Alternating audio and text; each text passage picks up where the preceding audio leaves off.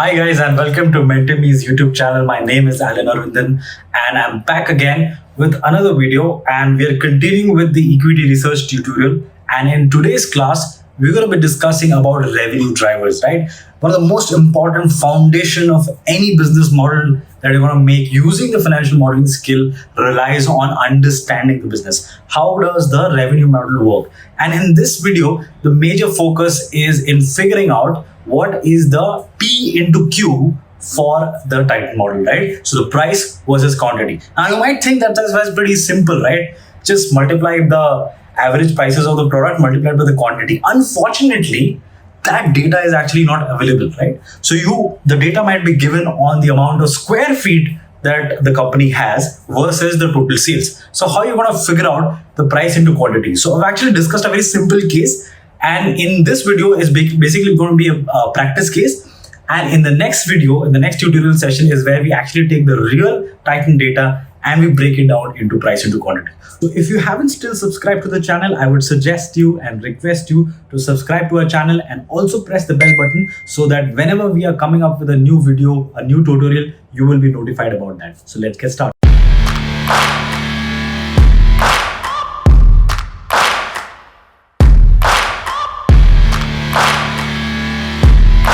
Hi guys, and now before we actually move ahead with actually calculating the revenue drivers for the real company with the real data, it might make actually a lot of sense to do this on a lower scale with a practice case, right? So we're looking at a consumer discretionary company and we want to practice what kind of revenue driver and how to do the calculation for the revenue driver. So I've given an example here.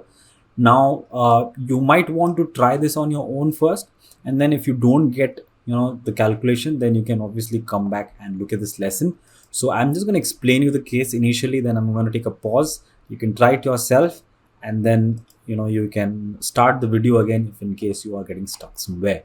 So let's say we are understanding and we're looking at a company A which has three segments. Okay, segments, when we're looking at segments, let's say in case of Titan, it is jewelry, it is wearables, and it is, let's say, apparels, right? So these are three segments. So consider these three segments which have different proportions to the total revenue: 70 odd percent for the segment A, 20 odd percent for segment B, and 10% for the C segment, right? On year one, the revenue which has been generated is about 1.5 crores, right? Or 15 million, whichever metric is more comfortable for you to understand, right? Now, I've given an assumption here stating that all the brands will increase their number of stores by 50. Now, in this A, B, and C segment, there are different kinds of brand, right? Because segment is not brand, right? So let's say we've got 1 to 4 brand, right? Brand, I'm not obviously giving the names of the brand, I'm just numbered it. So let's say we have got 1, 2, 3, and 4, which fall under the A segment brand, right? And these are the number of stores which are available on FY20, right? So on 2020, these are the number of stores, right? Similarly, for the segment B, these are the brands, and for segment C, the only one brand, which is 10, right? Now that's where the assumption kicks in, which says that all brands will increase the number of stores by 50, okay? And the price of all products will increase by 15%. So we need to estimate what is the revenue for FY21, right, which is the second year. So you might want to pause the video right now and try and figure out the calculation. I've given a framework here to do the calculations. So let's say you want to try this once. If you do not if you get stuck somewhere, then you might want to check with me. All right. So if you have given it a try, you have to understand again that when we're looking at this kind of a store-based business, we're looking at finally the square feet, right? Square feet, or we are looking at the volume of total stores, right? Now, first, let's just put in the assumption stating that all the stores are going to increase by 50, right? So all the brands, the number of stores is increasing by 50 odd numbers, right? Now, how do we forecast for the revenue for year two? Again, coming back to the same principle that revenue model is nothing but price multiplied by quantity, right? So if it is price multiplied by quantity, then we need to know what is the total square feet or the number of stores, right? So which is pretty clear here that the number of stores, we are getting the total.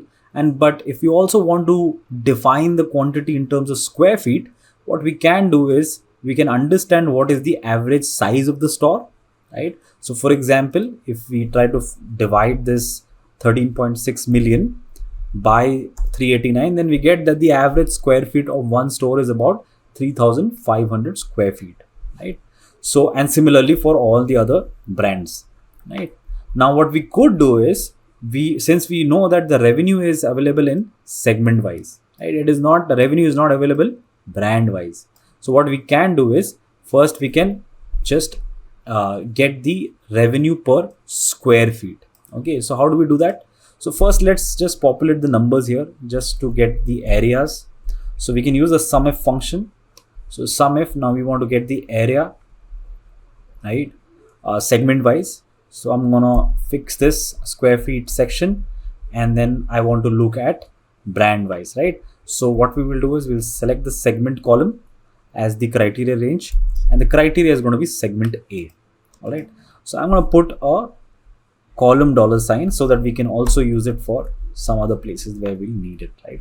So we can see here that in the year 2020, the total area is 16 lakh 13,000 for segment A, 9 lakh 66,000 for segment B, and so on for segment C. Now let's say if we want to find out the revenue per square feet segment wise.